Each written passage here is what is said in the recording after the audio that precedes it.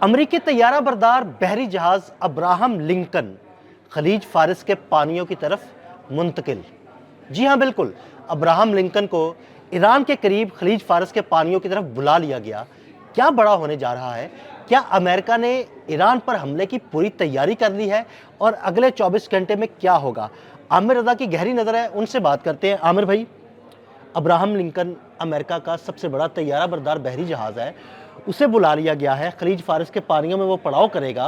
क्या होने जा रहा है? क्या अमेरिका वाकई हमला कर देगा? जी, हमला कर देगा। और ये मैं नहीं कह रहा हूँ, बहुत सारे दूसरे मीडिया के इदारे भी आ गए इस तरफ जिस तरफ मैं लेके जाना चाह ये रहा था आप बात परसों को। से यही बात कर रहे थे कि अगले 1 से 2 दिन बड़े अहम मैंने आपसे कहा था कि ये अहम है, और अहम इसलिए है, मैंने कहा कल की रात कुछ भी हो सकता है। तो कल की रात ही ये फैसला हुआ कि चाइनीज़ नॉर्दर्न सी से अब्राहम लिंकन को जो है मूव कराया जाए और उसको खलीज फारस के पानियों में लाया जाए। इसको लाने की ज़रूरत क्यों पेश आई? क्योंकि इससे पहले इनका जो पांचवा बहरी बेड़ा है वो मौजूद है वहाँ पे। लेकिन इनको ज़रूरत क्यों महसूस हुई, ये अहम बात है। लेकिन सबसे पहले मैं आपको अब्राहम लिंकन के बारे में बता दूं कि ये दुनिया का सबसे बड़ा एटमी तवानाई से चलने वाला बहरी बेड़ा है। बड़ी अहम और ये बगैर रुके आपको पता है कितना चल सकता है? मुझे अंदाज़ा नहीं है, करें, मुझे अंदाज़ा नहीं- करें नहीं, कितना चल सकता है। मुझे अंदाजा नहीं है, हमारे नाज़रीन को ज़रूर बताइएगा। ये 20 साल चल सकता है बगैर रुके हुए। यानी इसके तमाम इंजन स्टार्ट हैं। इसके अंदर अपने खुद के 2 न्यूक्लियर पावर प्लांट हैं। यानी एक प्लांट अगर बंद भी हो जाए तो दूसरा उसको चलाए रखेगा। और ये पावर प्लांट जो हैं इस बड़े जहाज़ को चलाने के लिए 20 साल की तवानाई फराहम करते हैं। तो दुनिया में किसी, हाँ जी बिल्कुल, वाकई बड़ी बात है। जब मेरे मालूमात में आई तो मैंने भी कहा था ये बड़ी बात है कि 20 साल तक आप समंदर के पानियों में रहकर किसी दुश्मन के लिए जो है ख़तरा बन सकते हैं। इसका जो डेक है जहाँ से जहाज़ फ्लाई करते हैं, अगर मैं आपको उसके बारे में बताऊँ तो फिर आप कहेंगे नहीं नहीं, बिल्कुल, ये हमारे नाज़रीन जानना चाहते हैं कि इतना बड़ा बहरी बेड़ा है, आखिर उसमें है क्या? इसमें 4.5 एकड़ का सिर्फ वो डेक है जिससे जहाज़ फ्लाई करते हैं। अब आप अंदाज़ा करें कि ये कितना है। इसका मजमूई वज़न 1 लाख टन है। और यानी 1 टन में 1000 किलोग्राम होते हैं।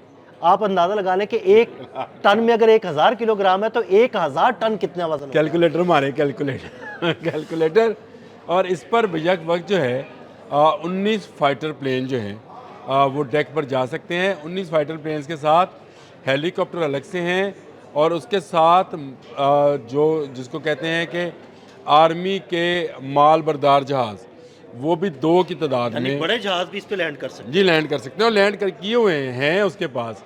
यानी अगर वक्त ज़रूरत कुछ आपको गोला बारूद और मिसाइल मज़ीद चाहिए हो तो वो आपको मिल सकते हैं। और इस पर अमेरिका ने अपने जदीद तरीन दिफाई मिसाइल जो हैं इसको बचाने के लिए लगा रखे हैं। और वो इसी की वजह से इसको दुनिया का ख़तरनाक तरीन जो है, क्या उसको कहा जाएगा कि जंगी जो है इस वक्त इसको आमिर भाई, आपके अल्फाज मैं हाँ, बताता हूं करें। कि ये एक्चुअली दुनिया का सबसे जदीद तरीन जंगी शहर है जो समंदर पे तैर रहा है। आपने मेरी बात को सही कर दिया। मैं भी यही कहना चाह रहा था, लेकिन मैं चाह रहा था कि आप इसको समझें कि जिस शहर के अंदर तकरीबन 7,500 लोग रहाइश पजीर हों। यानी वो लोग हैं जिनमें टेक्नीशियंस हैं, जिनमें मेरीन्स लड़ने वाले हैं, पायलट्स हैं, बाकी स्टाफ है, वो सारे का सारा इस पर मौजूद है। और ये सेटेलाइट गाइडेड जो है एक एयर बेस समझें, पूरी की पूरी पानी पर तैरती हुई एयर बेस है। अब इस अब्राहम लिंकन को, जिसके बारे में मैंने आपको सारी मालूमात बताई, क्यों लाया जा रहा है, ये एक बुनियादी सवाल है जो लोगों के जहन में पैदा होगा कि इनके पास पहले से एक बहरी बेड़ा मौजूद था। लेकिन याद रखें, खलीज के तमाम ममालिक ने ईरान पर हमले की मुखालफत कर दी है। यानी खलीज के तमाम ममालिक ईरान पर हमले के लिए अमेरिका को एयर बेस नहीं देंगे, और अगर अमेरिका को एयर बेस नहीं देंगे तो अमेरिका के फाइटर जेट्स जो हैं वो इस बहरी बेड़े से फ्लाई करेंगे। इससे नहीं, 2 से। मैं यही तो आपको समझाना चाह रहा हूँ। मैं कल भी ये बात कर रहा था कि अमेरिका इस जंग को रवायती जंग की तरह हमला करने वाली, जैसे रूस यूक्रेन वार है, उस तरह से नहीं करना चाह रहा है। वो चाह रहा है कि तमाम खलीजी ममालिक जो हैं वो उसके साथ शामिल हों। इसीलिए कतर के अंदर जो एयर बेस है कतर के हुकाम ने मेरी इतलात के मुताबिक उसको इस्तेमाल करने से मना कर दिया। इराक़ ने अपनी जो अमेरिकन एयर बेस है उसको इस्तेमाल करने से मना कर दिया कि वहाँ से ईरान पर कोई हमला नहीं होगा। यानी एयर बेस आप इस्तेमाल करें लेकिन ईरान पर हमला नहीं करेंगे, क्योंकि जवाबी तौर पर ईरान इन ममालिक पर हमला कर सकता है। ईरान के पास उसकी सारी की सारी टेक्नोलॉजी जो है, जो कि मिसाइल टेक्नोलॉजी है, महफूज है। यही वजह है कि ये जहाज़ जो इब्राहिम लिंकन है इसको बुलाया गया है ताकि एक नई एयर बेस जो है समंदर इसमें खलीज फारस में छोड़ दी जाए। यहाँ से जहाज़ फ्लाई करें जिनमें F-35C जैसे जदीद तरीन 5th जनरेशन के जहाज़ भी शामिल हैं। F-18 शामिल है इसमें। इसके अंदर हेलीकॉप्टर जो उनके हैं, इनके जो मिसाइल सिस्टम है RMR वो भी यहाँ पे इसमें नस्ब हैं। तो ये इसको लाने का मकसद ये है कि वो जो बात मैं पिछले 24-25 घंटों से कह रहा हूँ कि बंदरगाहें बंद की जाएंगी, इसके ज़रिए बंदरगाह बंद की जाएगी। यानी दो बड़ी बेड़े बेशक वक्त कभी एक पानी में अमेरिका के नहीं रहे हैं। बिल्कुल ऐसे ही है। ये पहली मरतबा है, ये जंग की बिल्कुल एक नई शक्ल है। देखें, इसके ऊपर कोई एटमी मिसाइल नहीं है, वैसे बता रहा हूँ। ये एटमी तवानाई से चलता है लेकिन इस पर कोई एटमी मिसाइल नहीं है। अमेरिका अपने तमाम के तमाम एटमी मिसाइल जो है वो अपनी सबमरीन्स में रखता है। और अभी जो मेरी इतलात या मेरा समझे कि मैं ये बात समझ रहा हूँ कि आने वाले चंद दिनों में आप अमरीकी आबदोज़ों को भी इस पानी में आता हुआ देखेंगे। बिल्कुल। अच्छा आमिर भाई, नॉर्मली अमेरिका करता यह है कि अपने बहरी बेड़ों के साथ एक सबमरीन ज़रूर रखता है और उसकी हिफाजत के लिए रखता है, लेकिन ये बात को समझिए कि जो एटमी उनकी आबदोज़ें हैं वो अभी इस पानी में नहीं हैं। ना वो चाइना के पानी में गई, ना यहाँ पर गई। तो इसका मतलब है इब्राहिम लिंकन को चाइना के पानी से नॉर्दर्न सी, चाइनीज़ सी से निकाला गया है।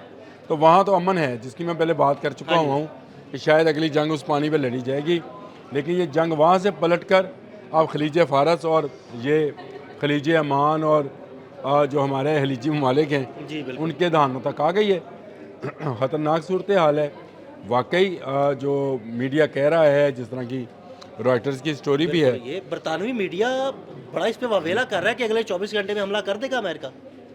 हमने कहा था कल की रात है। मैं कह रहा हूँ कि 24 घंटे के जो टाइम दिया गया है, शायद इब्राहिम लिंकन के पहुँचने का इंतज़ार किया जा रहा है ताकि ये पहुँच जाए तो उसके बाद एक ऐसा हमला किया जाए जिससे जो तमाम बंदरगाहें हैं उसकी ईरान की वो तमाम बंदरगाहें जो ईरान की हैं उनको ब्लॉक किया जा सके, वहाँ से तजारत रोकी जा सके। और अगर वहाँ तजारत रुकी तो वो अनारकी जिसकी शक्ल हम 13-14 दिनों में देख चुके हैं, उसको मज़ीद हवा दी जा सके। अब तो वहाँ स्टार लिंक भी खुल गया है। जी बिल्कुल आमिर भाई, इस पे अलग से हम आमिर भाई के साथ स्टारलिंक के बारे में ज़रूर बात करेंगे कि उसे कैसे ब्लॉक किया गया। लेकिन मौजूदा जो सूरत हाल है और अब्राहम लिंकन को क्यों खलीज फारस के पानियों में मुंतकिल किया जा रहा है, इस सारे मामले पर आमिर रज़ा ने बड़ी तफसील के साथ रोशनी डाली। अदील अहमद और आमिर रज़ा को इजाज़त दीजिएगा। अल्लाह हाफ़िज़।